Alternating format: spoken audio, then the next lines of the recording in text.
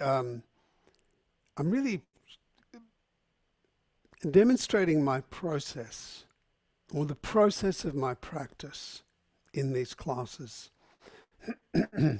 in that I'm engaged with something, and I'm thinking about it during the week, and then I get on the floor or wherever I am actually, and then just start exploring things.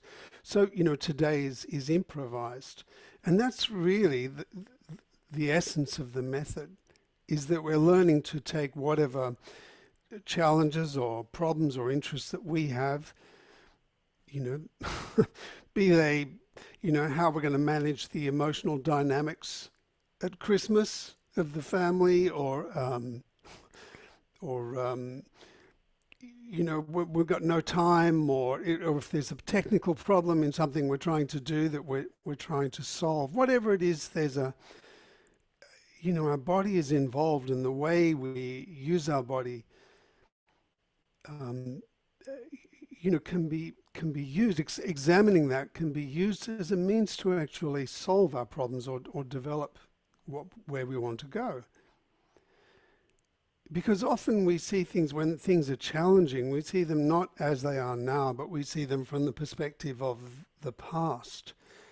And so when we're lying down and of course, when we're looking at things from the past, that changes the sense of our body, the body image that we're operating from.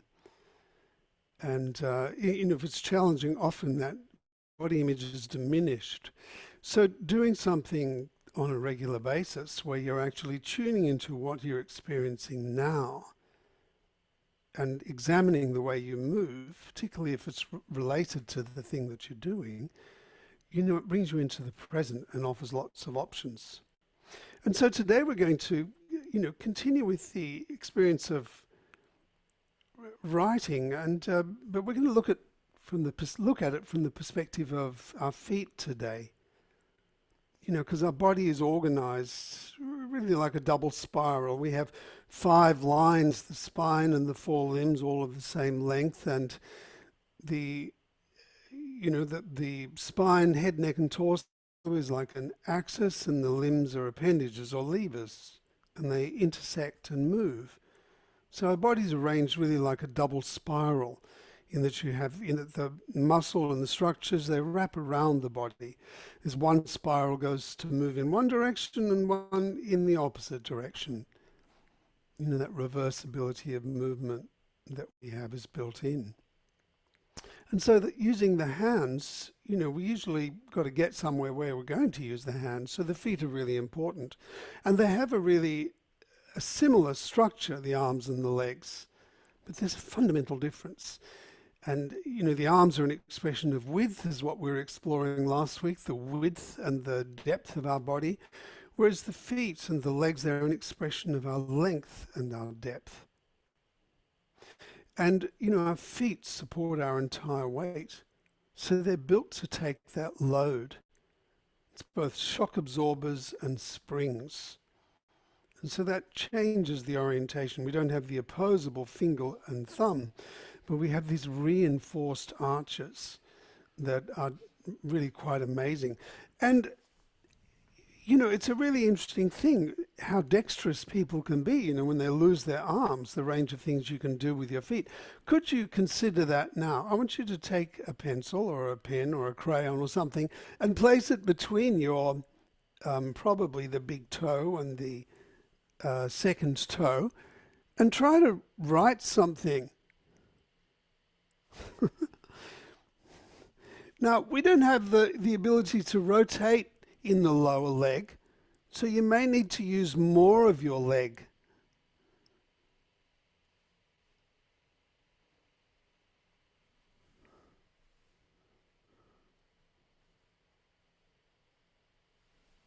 It's pretty interesting, isn't it?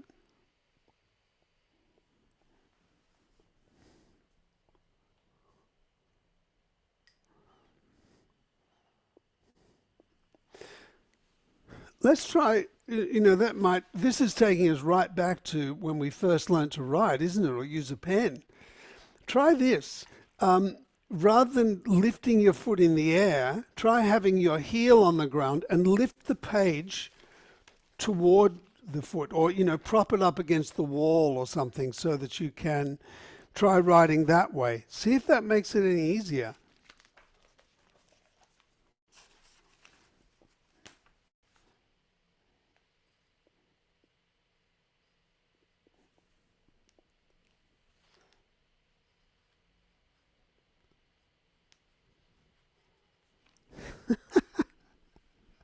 That's pretty funny, isn't it?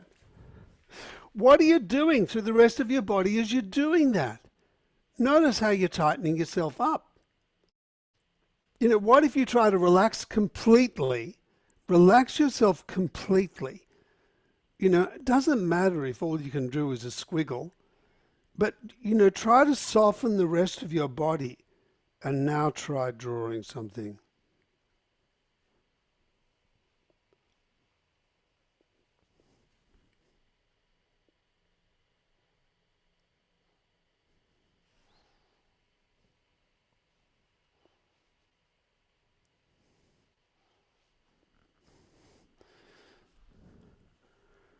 That's interesting. Was that a little easier? Because you have to move more of the leg to manipulate draw the pen around. So, last week I asked you to consider what was central to your life when we're thinking of our width and our depth. Today I'm going to ask you to consider what supports you in your life. What supports you in your life?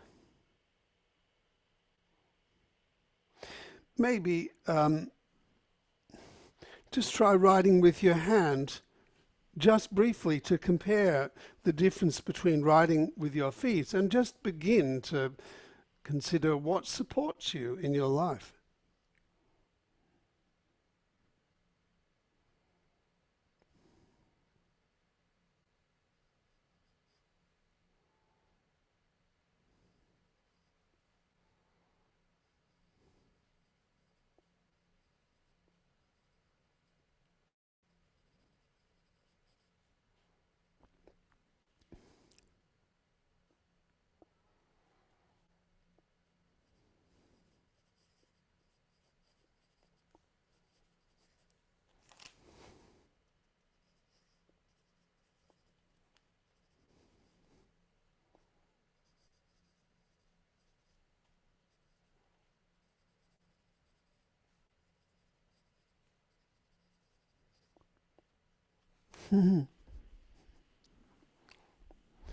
Now, we'll come back to that question because it's an interesting thing, and it's how we organize ourselves around that support. That's really what we'll be exploring today in the lesson.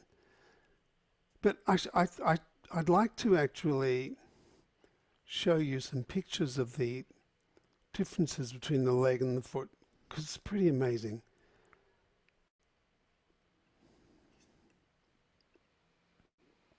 Yeah.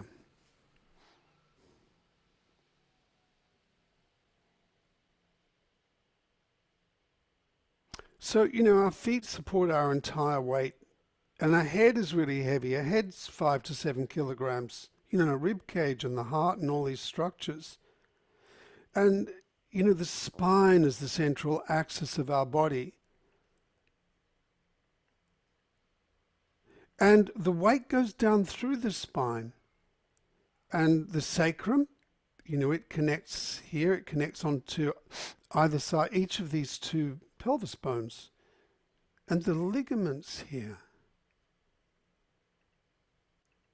the connective tissue, it plays an integral role in the stability and strength. It distributes that weight, that load of our body right through the whole pelvis. And it's the same with all, the fascia in the body, the connective tissues distribute effort, and they provide support. The muscle also provides support to a lot of these joints. and distributes it. So, we're thinking of bones, but it's also the tissues that, we're moving that are really important. The hips are really interesting too. The pelvis is three bones. There's the ilium, and there's the ischium, and then there's the pubis, these three bones. And, they join in the acetabulum, in the socket of the hip here. And there's three bits of fascia around there. There's one that comes from the ilium onto the leg that runs the tube, one that comes from the pubofemoral ligament. I must do that. And there's one at the back, the ischiofemoral. And note that they're in a spiral. They wrap around. So try this. Can you move one leg behind you? Move one leg behind you and try rotating it. Rotate the leg when it's behind you and notice the range. Notice the range not in the foot so much as in the hip. Yeah? It's more restricted there because when the leg's behind you, the twist in these ligaments here draws it into the hip. Now move the leg forward. Bring your leg forward and rotate at the knee. Rotate the hip. It's much freer, isn't it? That's because it unwinds it. So, there's this functional organization of all the connective tissue and the skeleton in the body. The fact that the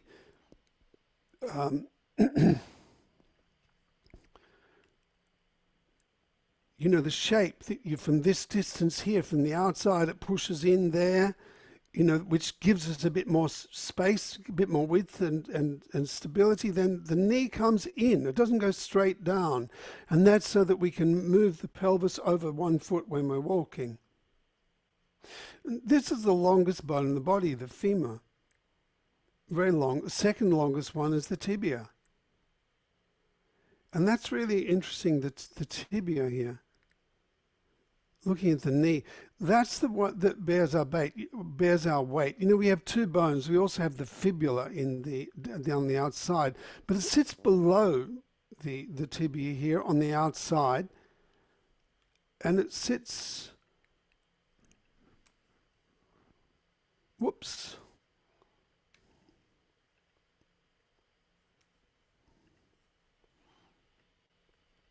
Let's get rid of some of this fascia. It sits below the, where the, let's come here. There we are.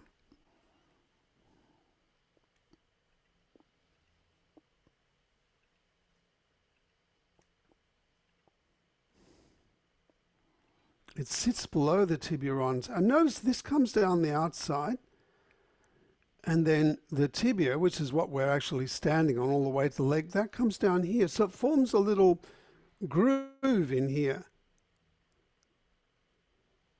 that the talus bone sits in. So just like the hand, at the wrist there are 4 layers of bone that, before it connected.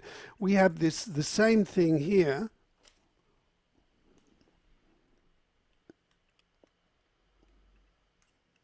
Where we have the layer where the tibia sits on top here, and then we have a layer between the tibia and the calcaneus, and this is where most of our weight sits. It's coming down through here onto the heel here. Then you've got this collection of bones here, the cuboid and the 3 cuneiform bones here, and they form this arch. And just as with the hand and the wrist, it's the ability of these bones here in the ankle to make these fine adjustments that gives us all our dexterity. And, so we have a layer here, then we have a layer in there, then a layer across here. Need to make this bigger, don't I? There we are. A layer across these bones here, and then a layer here. Across here, and then we have the metatarsals and then the phalanges, and it's similar to the thumb in that the thumb only has 3 phalanges, but the other fingers have 4. So they have that extra little joint there. But we don't get the opposing finger and thumb that we do in the hand. What we have is this amazing arch.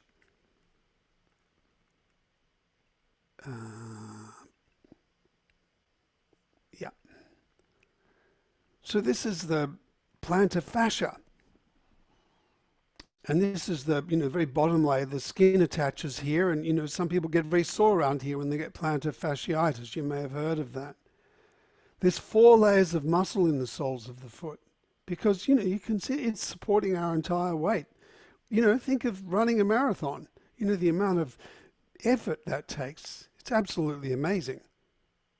So similar to the hand, let's take away these little bits that aren't really there. We have muscles in the foot that control the foot, both in the sole of the foot, but also in the calf. So we have, but there's a difference in the foot in that, the extensors in the hand, for instance, all those muscles are just in the forearm. Whereas in the foot, they're doubled up. You have one in the calf that's doing it, but you also have one down on the sole of the foot as well that's stabilizing everything. It just holds everything together and maintains the arches. So, you have this one here, which is connecting up to this second phalanx. And remember, this is continuous. It sits right on that fascia, the plantar fascia there. And of course, it's all, it's nothing separate. It's all, if you look at it, it's all just part of this one big tube. And there are, on the outer layer, you have this flexor digitorum here. And this is the short one. So there's a flexor digitorum that comes up, and actually these tendons here that go right to the tips, that's the flexor digitorum that's up in the calf. And then you have this other adductor muscle that pulls the big toe out to the side on the top layer, and then the adductor of the little toe here, the abductor minimi. So if I move them, let me see this whole other layer. So here we have this is the flexor digitorum longus, and that comes up here and into the calf, into the deeper calf muscles.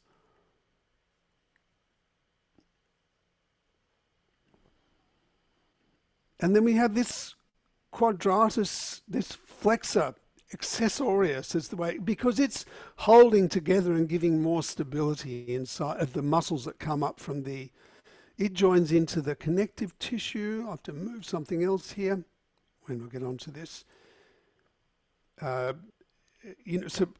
I'll come back to that one. You have flexor digitorum longus, and then you have this one here, flexor hallux longus, which moves the big toe up it has connected up into the calf. So I probably don't need to go into too much detail, but one thing I do want to show you, oh yeah, here we are. Adductor hallucis. There's the transverse head, where's the long head? There we are. See, this is in the foot itself. So it's where it's different. You have these extra muscles that provide stability that, connect into the fascia of the legs as well as the bones. And then this one here, chondrosis plantar, that connects, I can't remember what that fascia that connects into, but that's the same thing. Everything's being held together both from the calf and by the foot. But it's these muscles here, the lumbricals, that I wanted to show you in particular with this. That's on the next layer down, the third layer. And they connect to the fascial, the sheath that goes right around the toe. So you've got these little muscles here that will actually, they assist you with, fine direction, pointing the toes. And it's actually moving through the fascia, through, around the skin. So you think of the sensitivity of the toes, just how amazingly sensitive they are. So when we're actually directing the foot finely towards something, we're using these tiny little muscles in here. Let's get rid of some of these.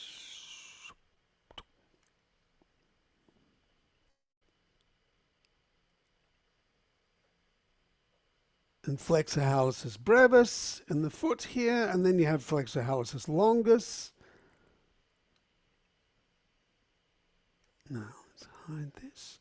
And then you have these interosseous muscles in between the bones on the deepest layer, and you have them on the one that moves the toes apart and one that moves the toes together. So it's interesting, the movement here at the ankle,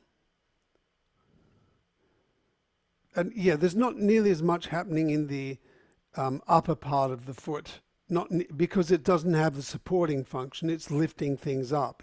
I mean, it does, and everything's held together with these rings, these bands of fascia that holds everything together. What's that talking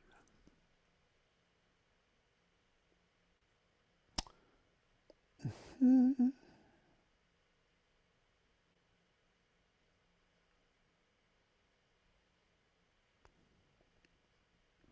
Yes. So look, our entire body weight is supported on these, that's what I was getting at, the movement of the foot. So the foot can flex and extend. So when you flex the foot, it means you're tightening the muscles up on the underside of the foot. You're contracting them. So you're actually pointing the toes away when you flex the foot. And when you extend it, it's when you lift the toes up. I know that sounds contradictory, but it's the way it is.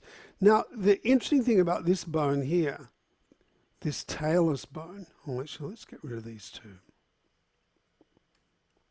Second. Oh. The talus bone that supports our weight, you don't really see it here, but it's got a little groove in there.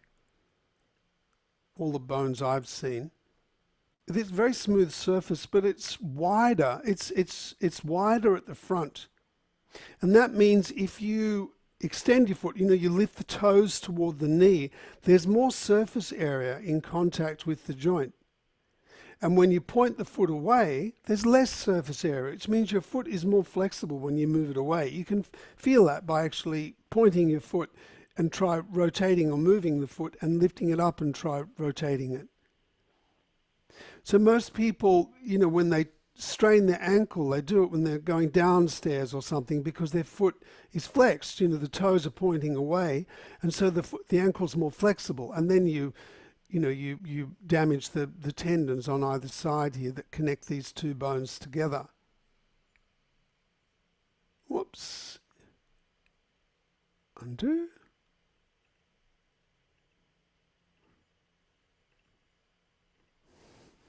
There we are.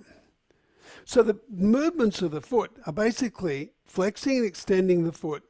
And we can also rotate the sole of the foot. It's called inverted or everted. It's the movement you do if you're looking at your foot, inverting to see if there's to pull a splinter out. You sort of turn it at the ankle sideways, or you can turn your feet out. That's the sort of movement you do when you're skiing and you're trying to dig the skis into the side of the hill. There's not that much rotation in the legs. There's a little bit of rotation here, but not too much. When we stand up and sit down, there's a little bit of rotation in the knee joint itself here. But mostly, it's pretty solid. You've got this amazing curved surface here that slides within these cups. Let's hide that. Within these cups here, the cups are formed by the meniscus round here, these bits of fascia around the side. But you still have this beautiful cartilage on the inside here that the knee sits on. And it's, this is the tibial plateau across here. And it, and you've got this gap in here, that these cruciate ligaments. This is the posterior cruciate ligament, goes from the back of the knee here into the inside here. And then you have the anterior cruciate ligament that many people have heard about because so many people injure it when skiing, and that goes from the front of the tibia and comes around, joins onto the back here. And then you've got these ligaments on the side here, and their job is to keep the knee stable. Because, you consider the amount of weight we carry on the very long shaft. That's a long lever.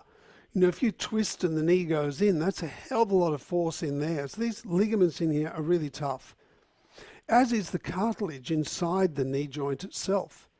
And it swivels. This sort of slides on here, in order to go around. So a little bit of rotation, but hardly anything in there. Mostly the lower leg bends and flexes.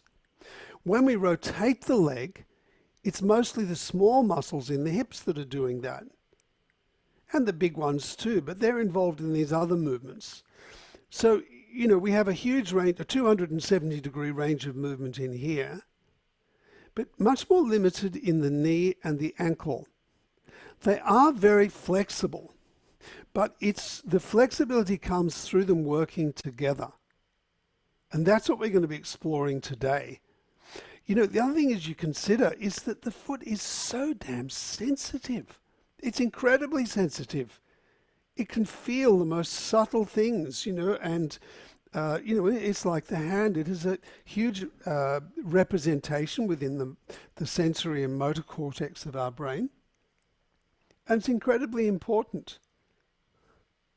And we often, we tend to favor these big toes. Many people, I work with, it's like they're walking on two blades rather than two tripods. Because I mentioned the arches here. There are three arches in the foot. There's the longitudinal arch, which is expressed through the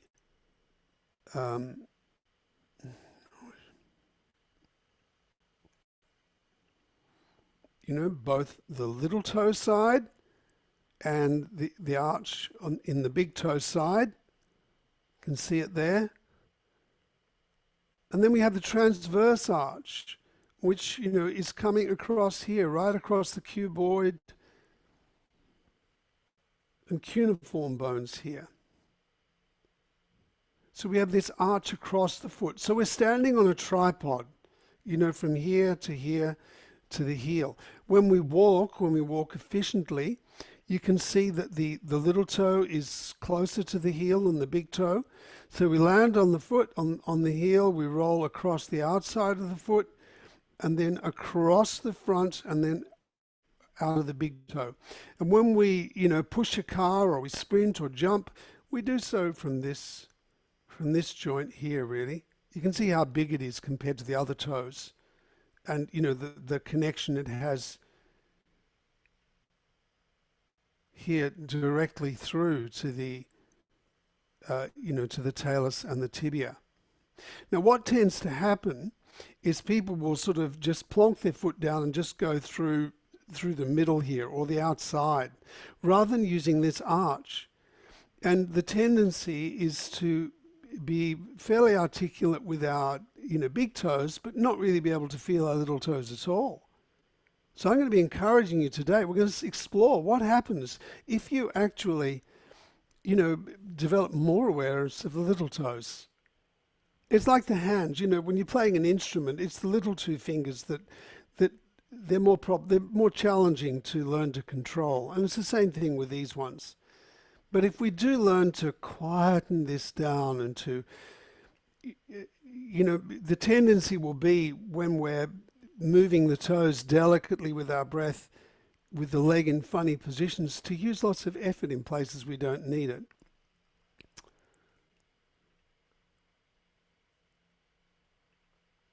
So, can we actually soften in our legs? Can we reduce the amount of effort we're using so that we can really tune in with the toes and then make these subtle adjustments?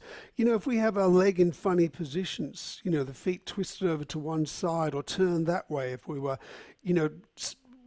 dancing on a log like one of those lumberjacks, or if we're standing and balancing on a ball, in order to have our feet at this funny angle And, we have to do something with the knees and the hips and the whole body. Otherwise, we get these shearing forces. So it's the capacity to adapt everything through our body that's going to, give us this sense of length and width and depth and sensitivity through our feet. So it's very hard. I tried to do that more quickly, but it's very hard to do it more quickly. Still took me 30 minutes. So look, can you find a place on the floor?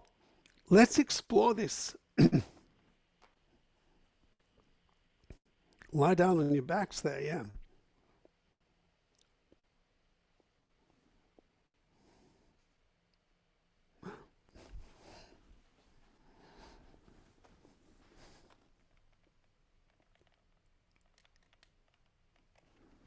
Great.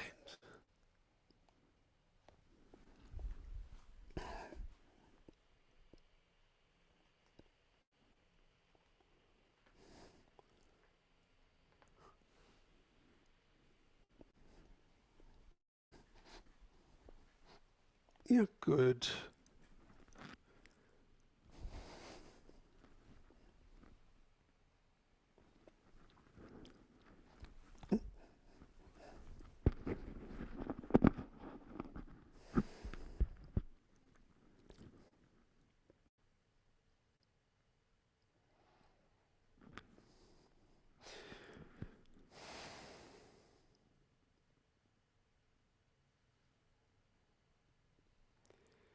So lie here on your back on the floor and sense your length.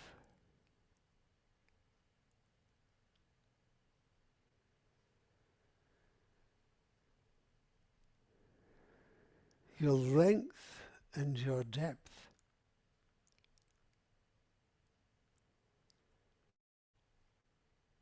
And when you consider your length and your depth, what do you sense? What's the extent of that?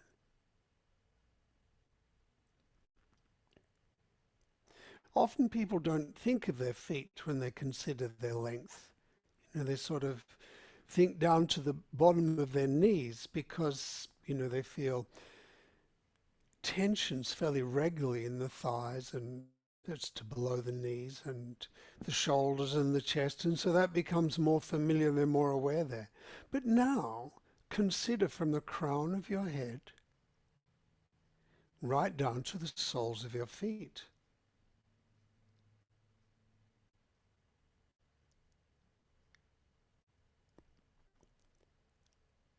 And notice the shape of the soles of the feet, the curve of the arches there.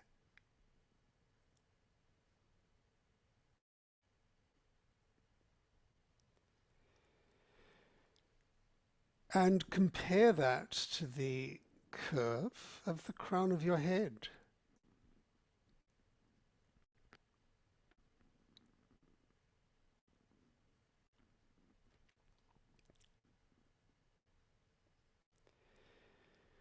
And do you think of both sides when you do that, both legs, or is there a tendency to focus more on one leg or one side of your body?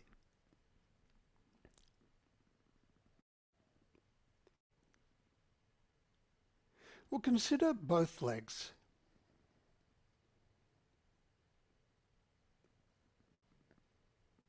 And consider the depth of your body from your toes through to your heels. The depth of the ankle and the knee.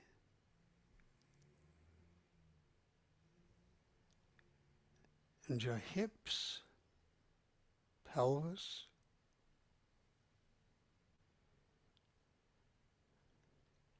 Your chest.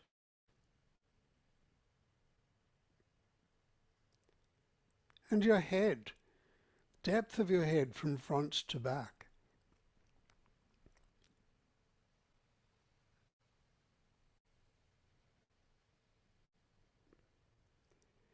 So your length and your depth. So could you now Move your toes, a very small movement, in harmony with your breath. Tiny movement and slow. Slow enough that you can feel the sensations of the little toes moving as much as you can feel the sensations of the big toes moving.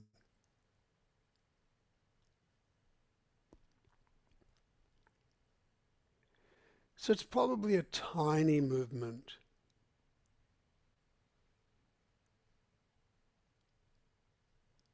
And it needs to be slow so that you can, have the time to tune in to all those joints in the toes, the phalanges, how they bend.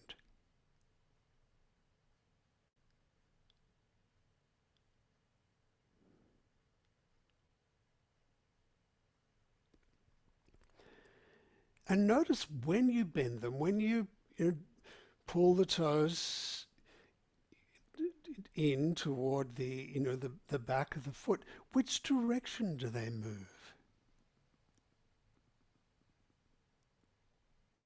Are they moving toward the heel? Does the movement of the big toe and the little toe enclose the heel on either side? Or are they pulling in another direction?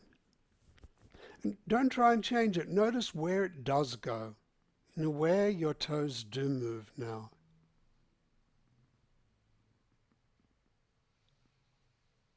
Because if your toes do move over to the side and not toward the heel, for instance, that means it's pushing your foot, sideways.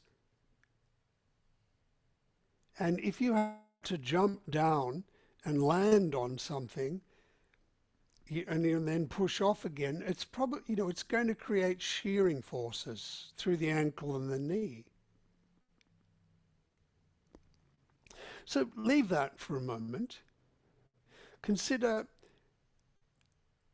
the sensation from your head down to your feet.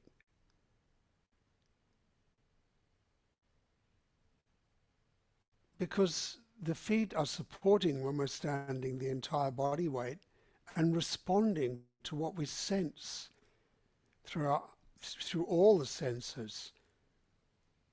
And the nervous system is receiving information from the feet and sending information to the feet. So move your toes once again with your breath very, very slowly, but consider the space within your body, from your head down through the neck and chest, through the torso into the pelvis,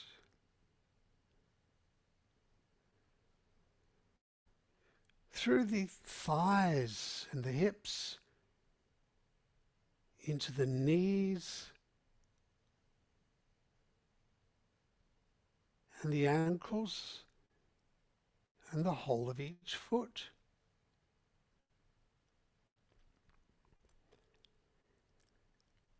And notice your capacity to feel, the three-dimensional tubular structure of your torso and each leg and foot.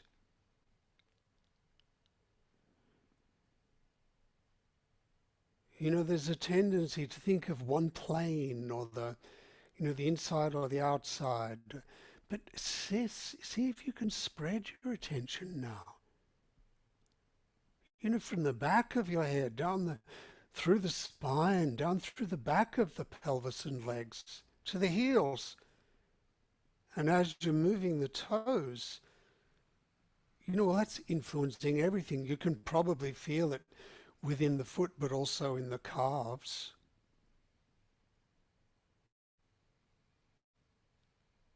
And you could lift your toes up now too. So you flex them, you bring them toward the heels, and now extend them. So you're lifting them up toward the knees and the hip.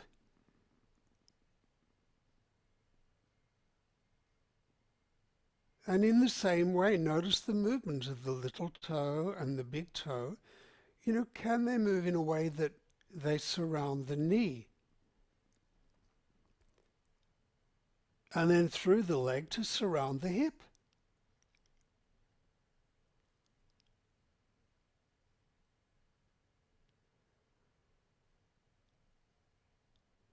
Because these tiny little movements of your toes you're doing, without using the blade of the foot, that's all being transmitted right up to your head.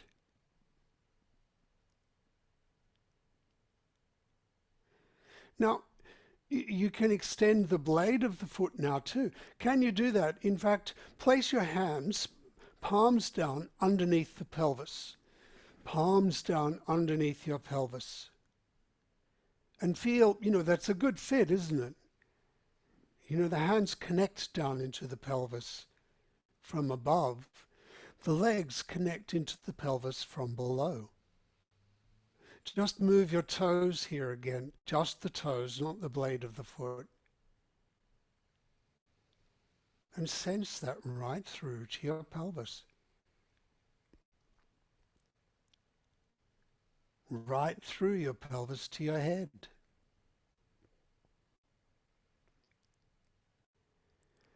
And now keep your heels anchored to the ground and roll them by moving the blade of the foot, the toes, away from the body, and then moving the blade of the foot and the toes toward your head. So you're rolling the back of the heels on the ground.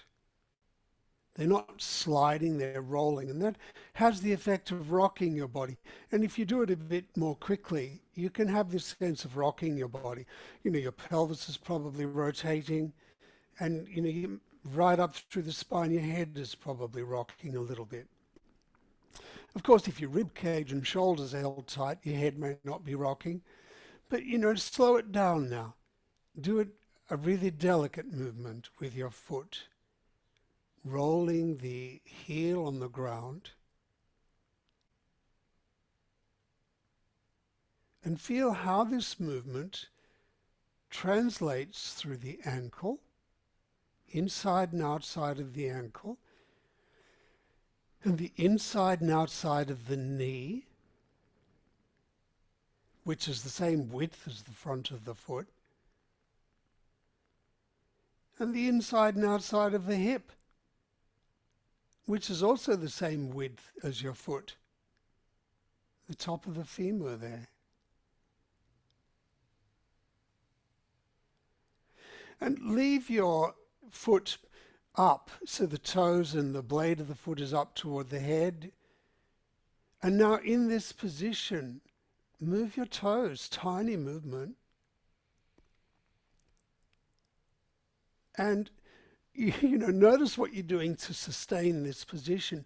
Can you reduce effort through the whole of your body, through your thighs and your shoulders, so that you could delicately move your toes? 10 extremely sensitive toes.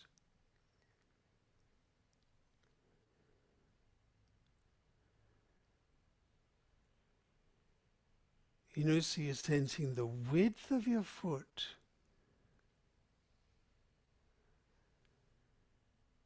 through the width of the ankle,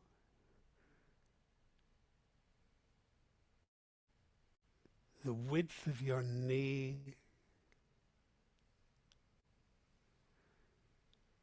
and the width of your hips. And then extend your foot away. Roll the heel down now and do the same thing, moving the toes. And now it may be more complicated here, but make the movement of your toes smaller.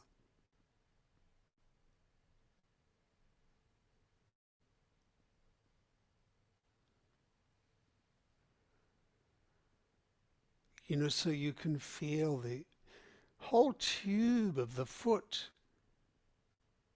Because if you're reaching down into a pool to check how cold the water is, you do so with the whole leg. And you're registering that through the whole body, whether you want to go for a swim or not. We'll leave that. Keep your hands under your pelvis. Notice how that feels. So that's the main movements of the foot at the ankle, is this up and down movement. We also have this other one where we can turn the sole of the foot from side to side. Try that now. We avert or invert the foot. So it's like, think of the side of the sole of your foot from the heel to the toes like a light, shining out a light. And you're turning that light from side to side. It's a very small movement because it's in a very small space. And actually, to do this movement in real life and to support our weight, we make adjustments through the knee and the hip and spine and shoulder girdle. See, keep your feet pointed, or the soles of the feet turned to the left, and in this orientation, just flex and extend the toes. Tiny movement. So you can feel the movement of the little toe as clearly as you can feel the movement of the big toes.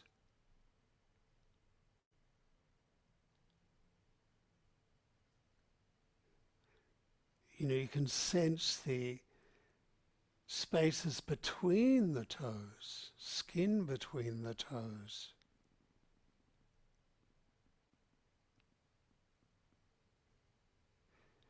And then turn the soles of your foot over toward the right and do the same thing.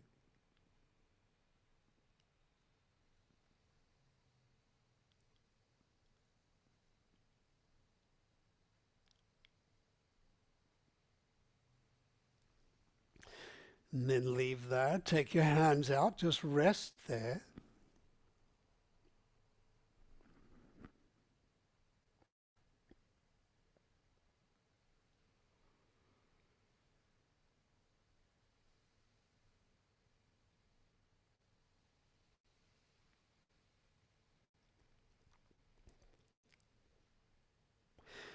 So they're the main movements of the foot. Up and down, and that where we sweep the sole of the foot from side to side.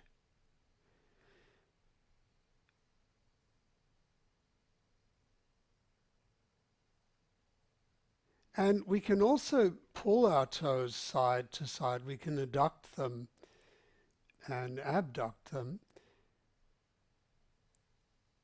And, that assists us in doing circular movements with the foot. You can do a very small circular movement with your foot, just the toes. Try that.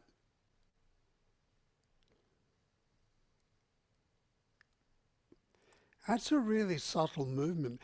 It's, if you don't involve the lower leg, don't force it. Make it a tiny movement. It's using these tiny little muscles inside the foot, the lumbricals and the different adductors and abductors in the calves that can exert these pulls to the sides of each toe. It helps us to finely focus our feet, and also if we're doing circular movements. Leave that.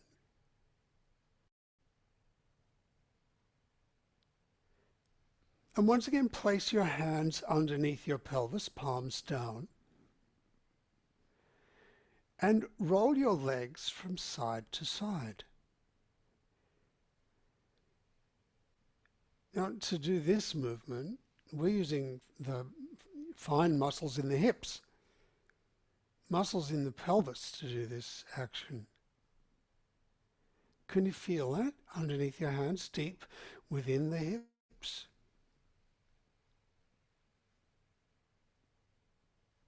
some muscles in the thigh, but you don't need much.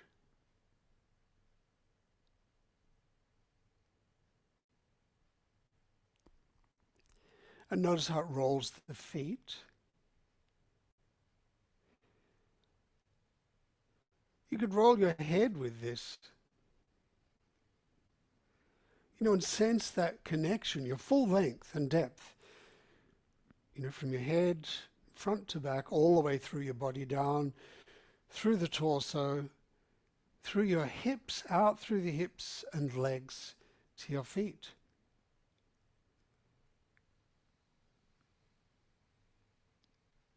And notice the experience through the hips, the knees, and the ankles. And stay with your legs over and your head over to the right now, and just pause here. Keep the position, but minimize the amount of effort you're using. And now, contract and relax the toes.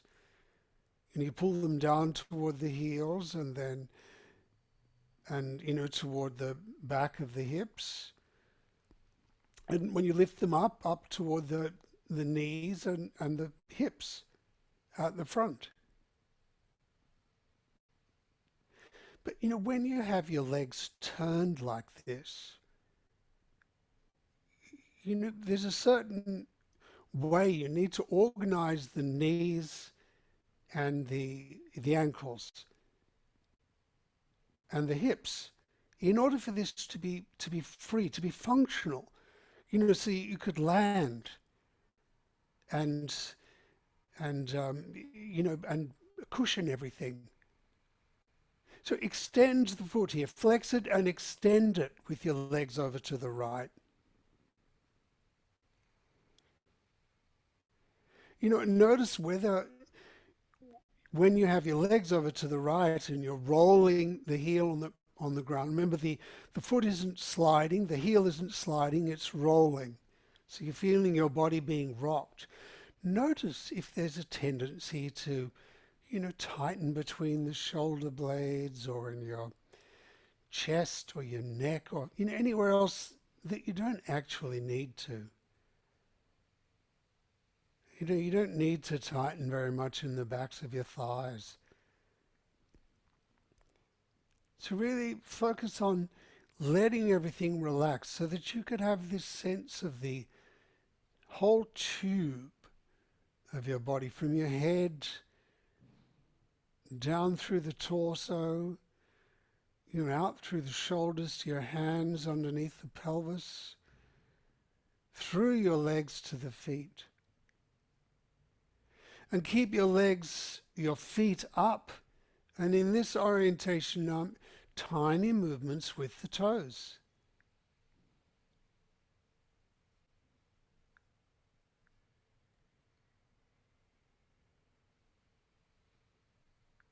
And consider the bones of the toes, but also the skin. You've got those muscles there, the lumbricals that connect to the fascia, the sheath of fascia that surrounds each toe. Maybe you can feel the bones of the foot moving inside the skin and fascia.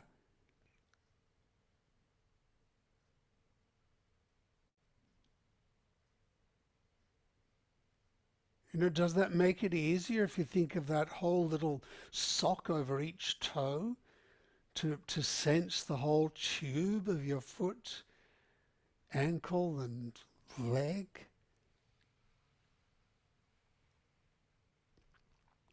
Well, extend the foot away and do the same thing. Tiny movements with the toes.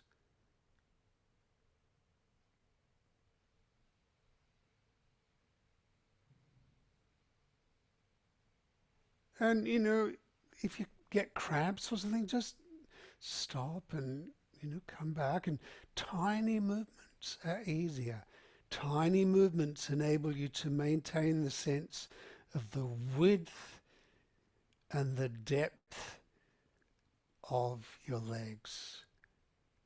It allows you to be able to keep the knees and the hips and the ankles unlocked. And then leave that, and then sweep the soles of the foot from side to side with your legs over to the right here. And stay with the soles of your feet pushed over to the right, and now move the toes here.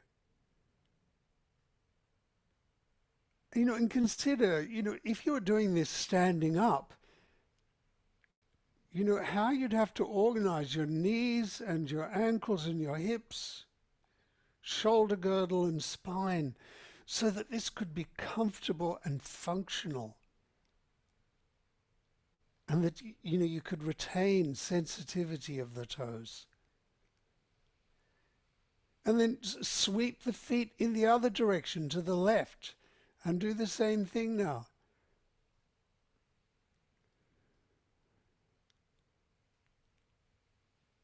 Moving the toes, softening anywhere in your body that isn't necessary to tighten.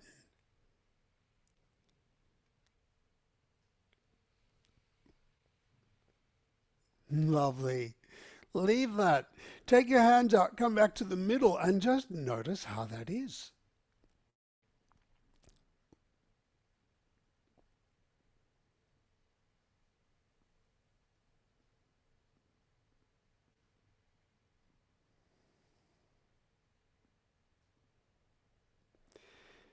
How is your capacity to sense the tubular structure of your body from your head right through to your feet changed?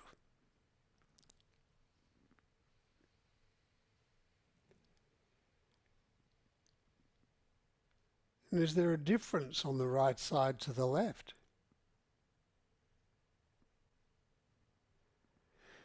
Well, roll your legs side to side again and notice the difference to each side when you're rolling the legs to the right or when you're rolling them to the left. What has let go? What has changed?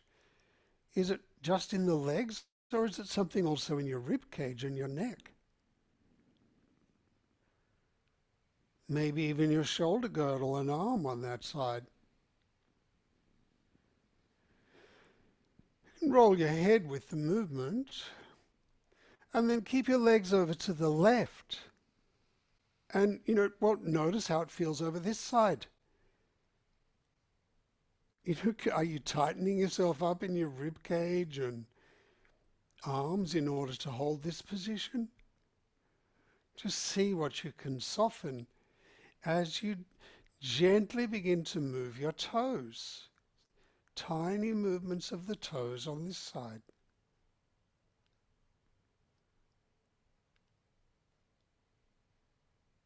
And you could feel that right through your body. Imagine you were sort of lying in a big pool of the most glorious mud. It was the healthiest, cleanest mud. You're in some form of a glorious natural place, and you're in this mud, and it's just making your skin tingle. And when you move your toes, you can feel that tingling right through your leg, right through your whole body up to your head. Through the soles of your feet, the inside and the outside of the foot and leg.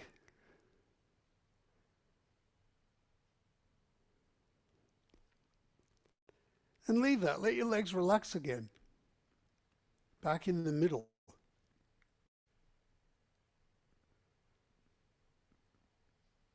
See, notice how that is now. How much effort do we need to roll our head and our legs to the left? Try it again. Use less effort. Relax at the back and the front of the thighs, inside and outside, and all through your torso. Do that again. Come back to the middle and feel your rib cage. You know, it's sitting on top of the shoulder girdle here. Does it slide as you roll your legs to the left? Can you feel your rib cage sliding over the shoulder girdle? You know, do it a few times, just rolling your legs over to the left and your head. Notice the sensations of your skeleton sliding within the suit of skin.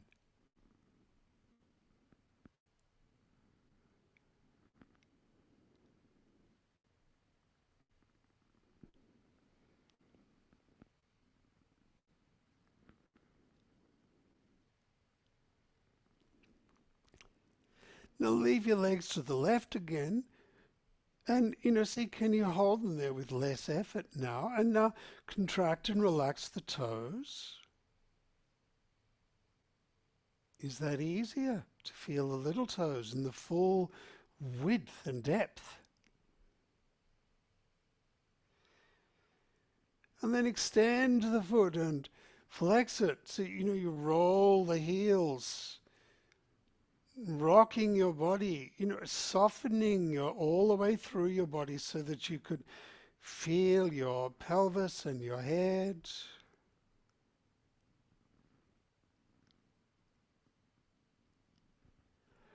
Keep your feet up. And now in this orientation, flex and extend the toes, reducing effort. I could feel myself tightening in my thighs and lifting the backs of my knees. Why was I doing that? It's so easy to use these extraneous tensions and they just get in the way. Scan through your body looking for anything that you could soften to make this easier.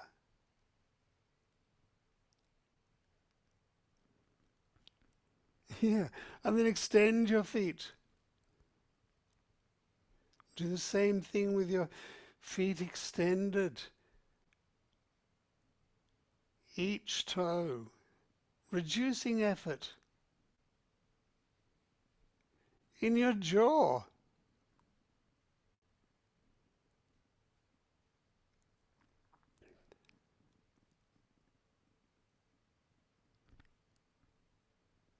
Lovely. And then leave that. Come back to the middle, rest briefly.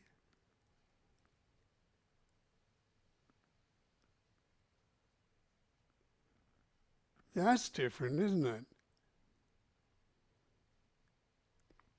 You know, spreading your attention through the whole body, it makes such a difference. Now, once again, roll your legs to the left and your head. And now sweep the sole of the foot from side to side. You know, like you're digging the sides of your feet in if you were skiing down a hill. Or as if you had lights on the soles of your feet and you're sweeping them from side to side. And, you know, notice in order to do this movement, what is happening through your hips? You know, you're swiveling your hips a little bit. You know, allow the rest of your body to move. In that way, you know, you'll probably get a sense of how the knee and the ankle and the hip can make a fine adjustment. So that if you were standing, you know, you'd be functional. You could bend.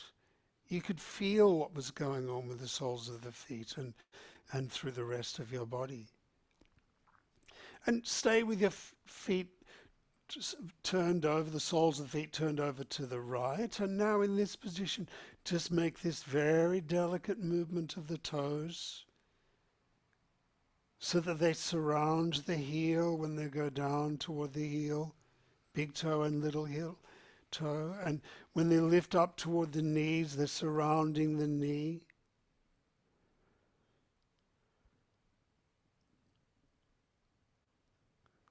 Soften everywhere. And then sweep your feet to the left. And notice, you know, how you have to organize your legs differently here to do this and move the toes. Tiny movement.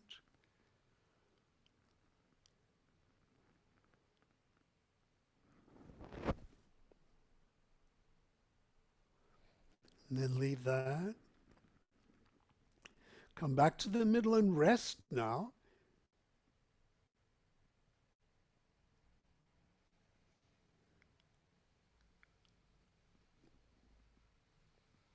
Notice your contact with the floor.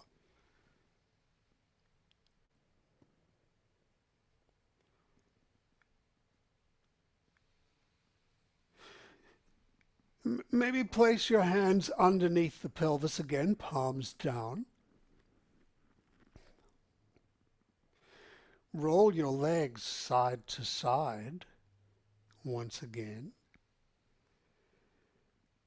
And, is this a different experience now? Notice what goes on in your knees and your ankles and your hips. If you allow them to be free.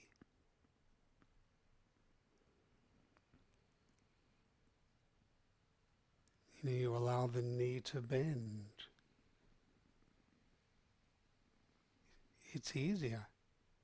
Now, what about if we had our legs wide? Could you move your feet wide now? Legs wide apart.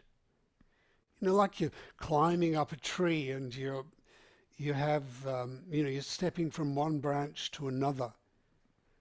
Not too wide, but wide enough that, notice how it feels when your legs are, closer to the extremity of their range here. Feeling in the hips, sitting on your hands. And the sense of length from your head. If you're going to reach through one leg, try that one leg and then the other. How your head moves, how your pelvis moves. Well, leave that and just do this very small movement with the toes here. How do the toes need to move in order to enclose the heel when you flex and the knee when you extend them? How do you use the foot and the toes in order in this position to feel the connection of the legs, the whole leg, the freedom of the whole leg? Extend the foot now, move the blade of the foot, roll the heel here in this orientation, up and down. Don't lock your knees, let everything be unlocked, the ankles, the hips, your knees, and your chest and shoulders.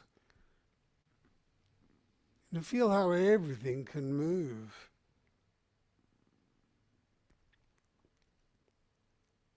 How all the bones are moving within the suit of skin, right through your body. And then stay with your feet up, and now move the toes here, softening yourself, reducing the amount of effort you're using.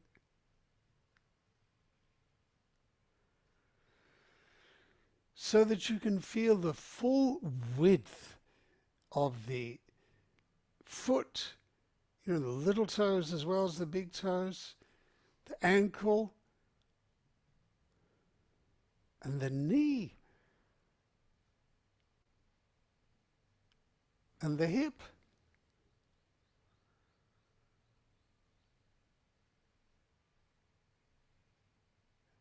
and your shoulders,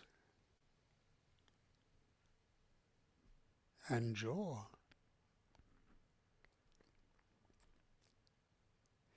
Extend the foot away. Do the same thing, moving the toes. And think, how can you keep everything unlocked?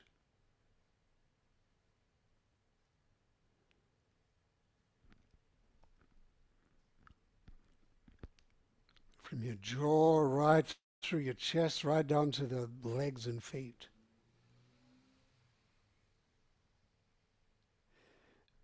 And then turn sweep the feet from side to side, the soles of the feet, evert and invert them. And notice in this orientation, the swiveling that goes on in the pelvis and the slight rotation in the legs in order to maintain the sense that the knees and ankles and hips are unlocked. That you could land like this and you'd be able to adjust safely. And stay with your soles of your feet to the right, and now move the toes here.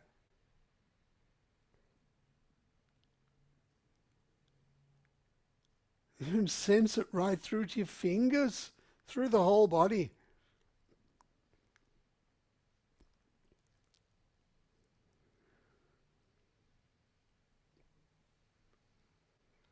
And sweep your feet in the other direction. Do the same thing. Allow the whole body to adjust, to move to that side, and now move the toes here. Sensing your full length, width and depth.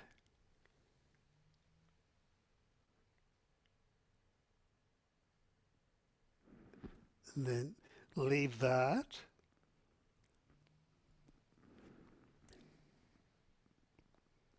Keep your hands underneath your pelvis. Just notice how it feels. And roll your legs from side to side. Roll your legs from side to side. What's it like with your legs out at this extremity?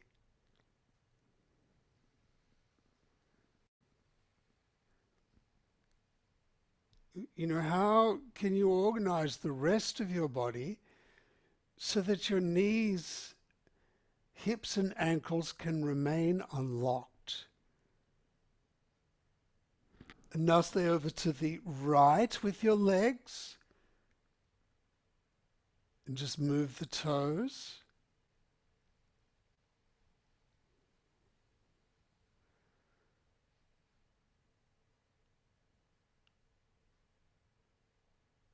And leave that. Roll once again the legs side to side. Notice already whether that's made a difference to the right side. But pay attention to the way the whole skeleton is sliding in the suit of skin. You know how you rotate a little bit when you're rotating your legs? Your head and your rib cage. Stay over to the right again with your legs rolled over here. Extend the foot towards and away from you.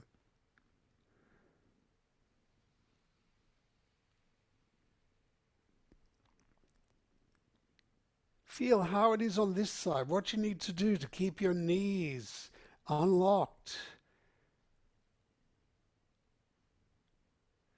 And keep your feet up, and now move the toes here.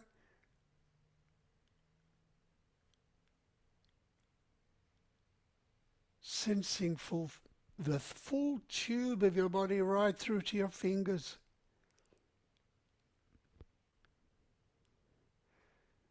And now extend the feet away. Move the toes.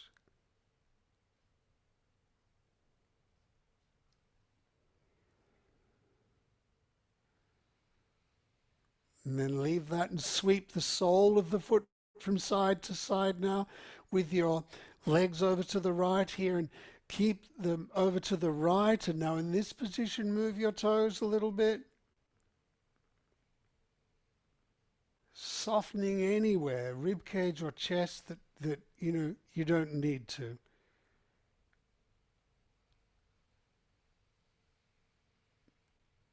And then turn the soles of your feet to the left and do the same thing, allowing everything to adjust.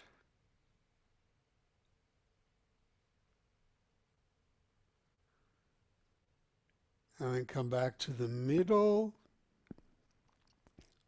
Notice how you keep your hands there. Notice how you're lying there now.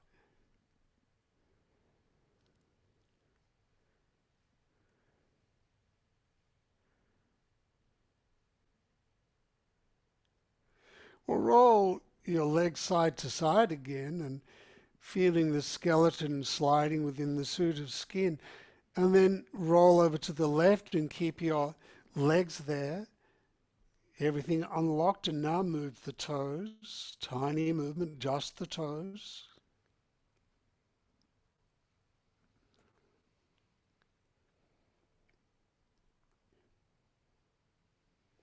And then extend the foot, roll the heel, keeping everything unlocked. Your jaw soft. And keep your feet pointing up, and now move the toes. Softening anywhere that doesn't need it.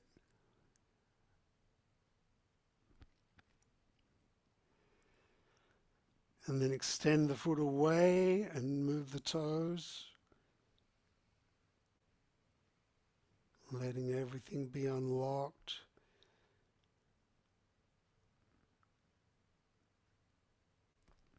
And then leave that reaching and sweep the soles of the foot from side to side, from the heels to the toes, sweeping it side to side, noticing how the whole body makes this adjustment so that your knees and your hips and your ankles can remain unlocked.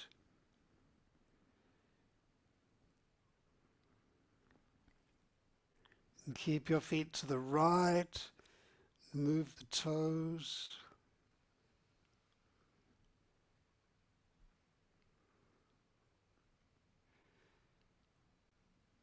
And then sweep the feet to the left.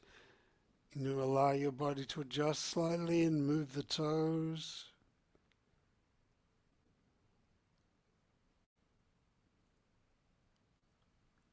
Lovely. And then leave that. Come back to the middle, take your hands out and just sense how that is.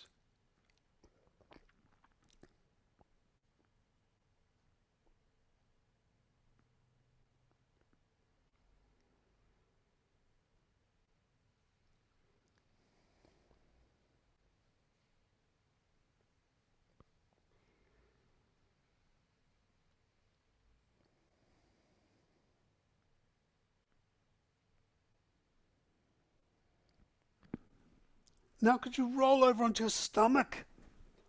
Roll onto your stomach. Because we've just been sensing the back. Mainly. Have your forehead on the on your hands. Forehead on your hands. And just get a sense of how you lie here. The feeling of your thighs.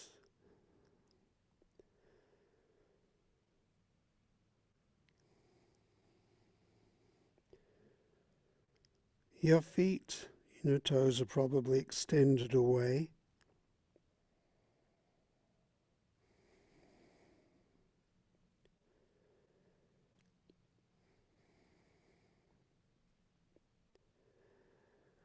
Your chest and shoulders, arms.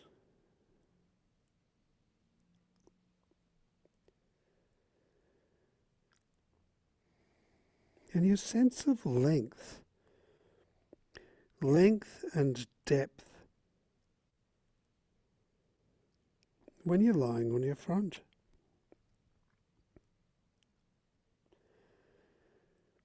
From your head all the way through your body. You know, the tube of your body from front to back, all the way down through the rib cage into your pelvis and out through the hips, through the legs, down to your feet. You could reach one leg away and then the other. You can feel how you're reaching right through the rib cage and chest and pelvis. Now leave that, just contract and relax the toes here. You sense your width.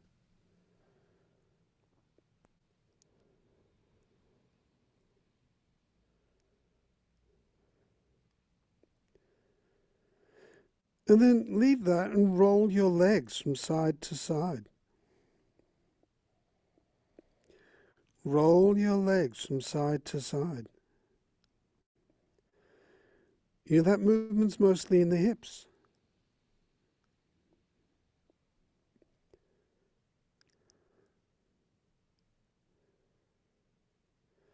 And stay with your legs rolled to the left and just move the toes.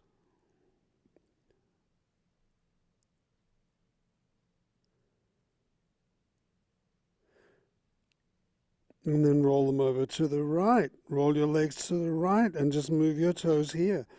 What's the difference?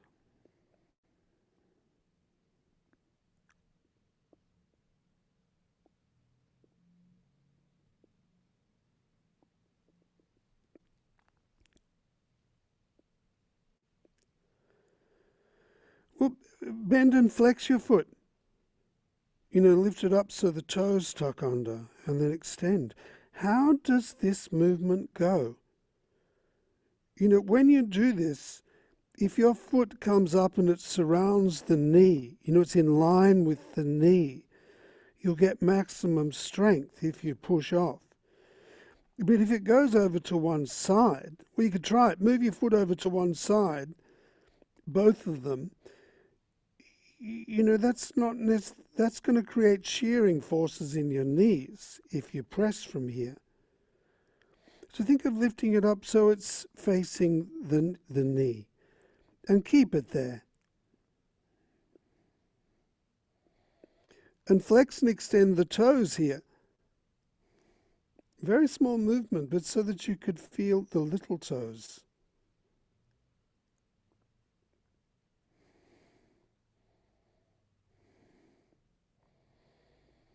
That's really different with the toes tucked under, isn't it? You know, what's the feeling in your hips?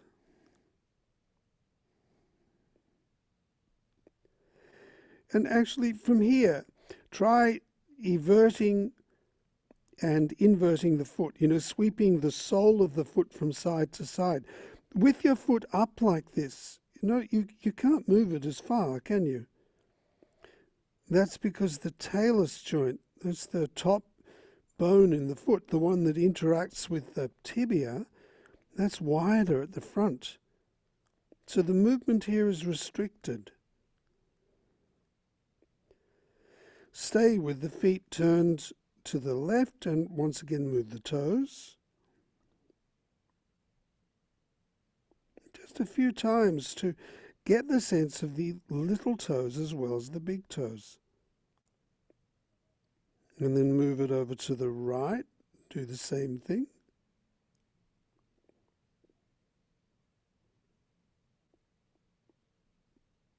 And then leave that. Let your legs relax.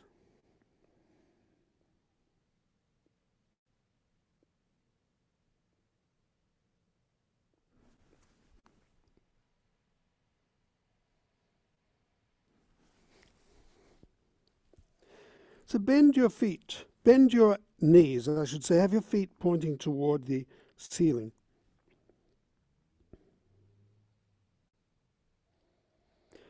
Feel the weight of your feet.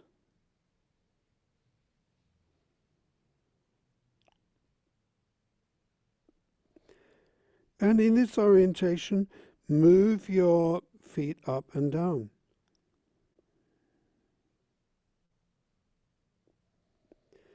You know, flex and extend the foot at the ankle. And notice how it moves relative to your knee.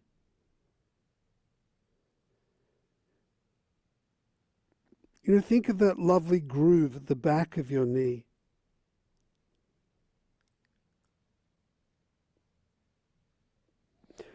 Does your heel bone move into the center of the back of the knee?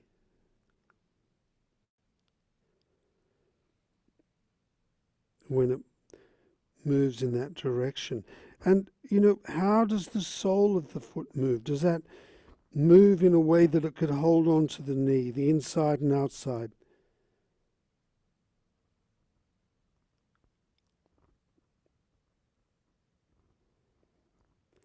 Well, keep your foot pointed toward the ceiling and now move the toes here.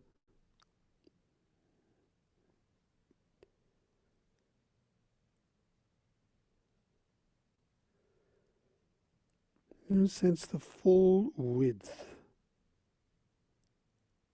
of your foot and leg. And then flatten the foot or move the toes toward the knee, the heel away from the knee, and now move the toes. Tiny movement, softening anywhere.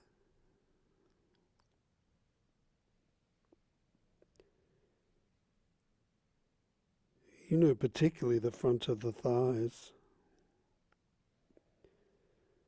And then leave that.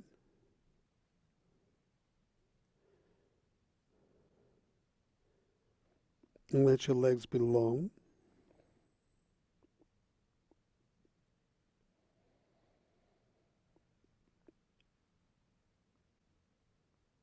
Yeah, it's a different sense, isn't it?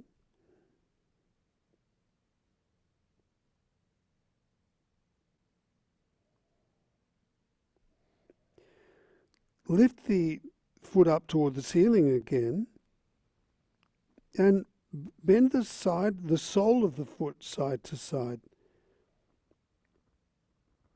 Tiny movement here. You know, and notice the small adjustments that are going on through your pelvis and through your body to make this easy. Stay with your feet facing left and now just contract and relax the toes.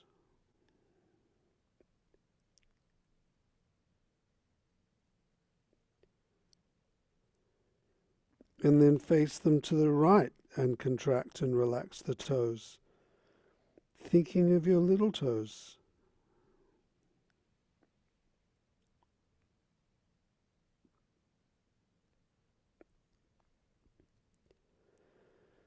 And now leave that. Let your legs be long.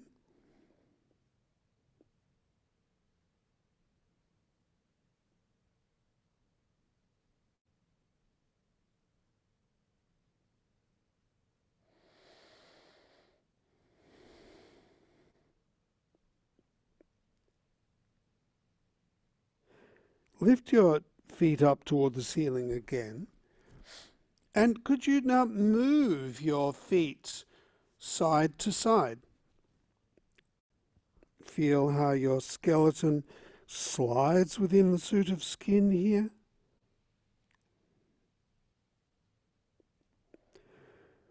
Through the pelvis, through your legs, right through the rib cage and up to your head.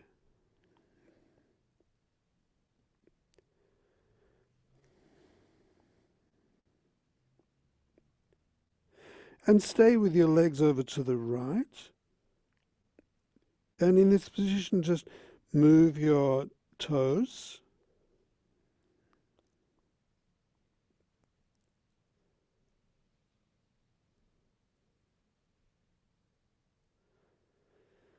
And then move the blade of the foot up and down.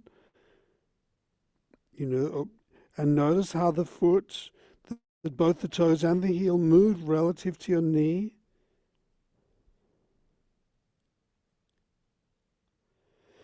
Keep your foot pointed away and contract and relax your toes.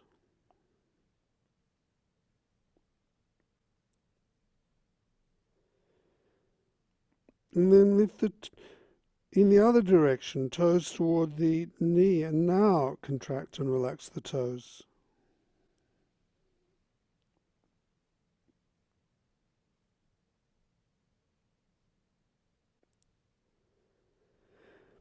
And now sweep the sole of the foot from side to side, sensing how the whole body can adjust so that you can keep all the joints in your spine and knees and hips unlocked.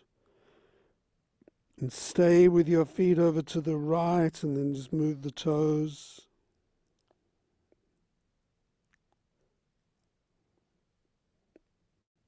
And then sweep your feet to the left and move the toes.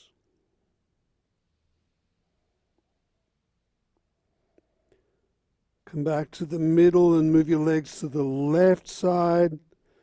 Go side to side, actually. Just notice the different feeling.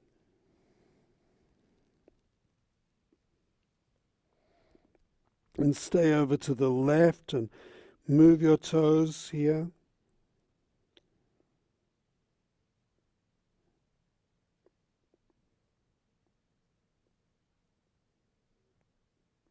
Notice the difference on this side.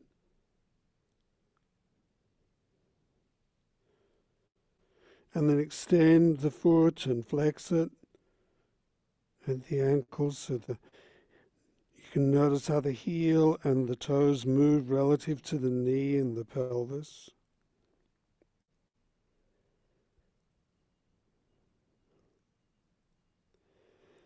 And keep your foot extended and now move the toes.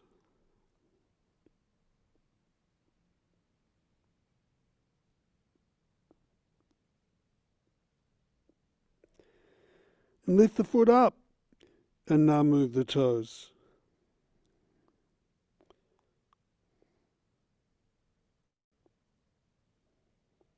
Softening.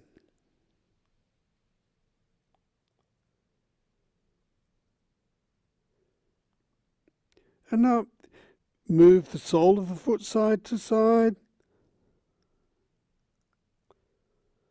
Flex and extend the toes. Have your feet pointing out, allowing your body to adjust to be comfortable here. Moving the toes here.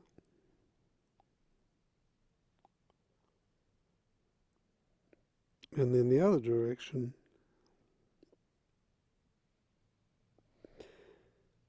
Feet to the right. Moving the toes. And then move your legs side to side again. You could lift your head and turn and look at your feet as you do that.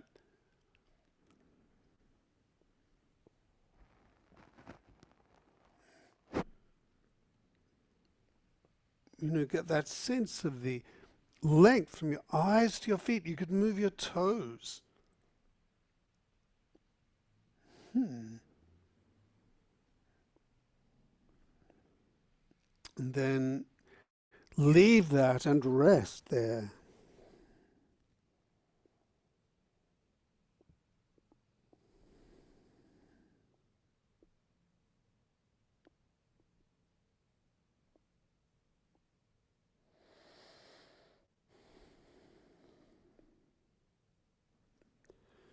Very nice. Then roll onto your back and rest. Feel the difference here.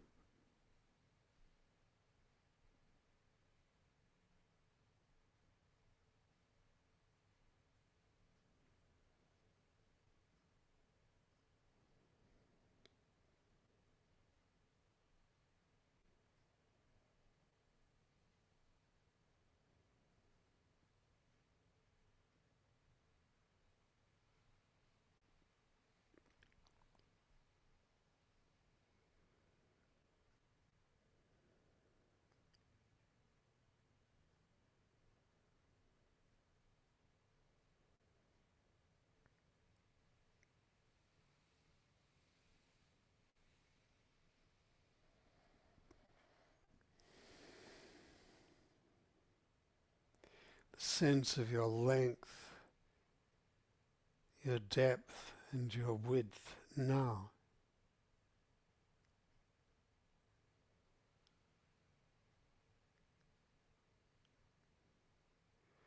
From your head right through the torso, pelvis and hips to your feet.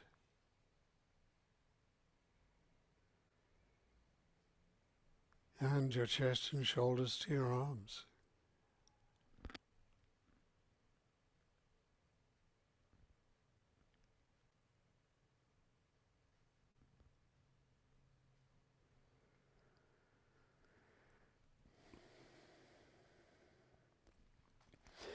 And when you're ready, open your eyes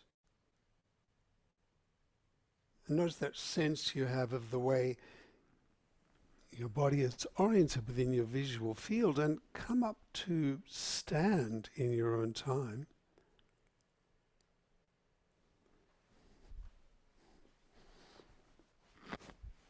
Notice how that is.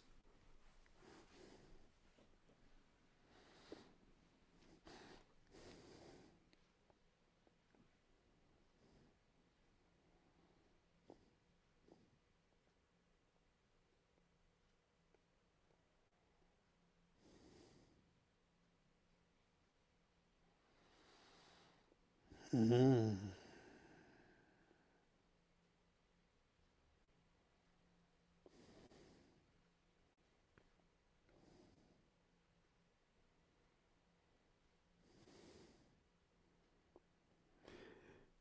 How your full length is supported on your feet now.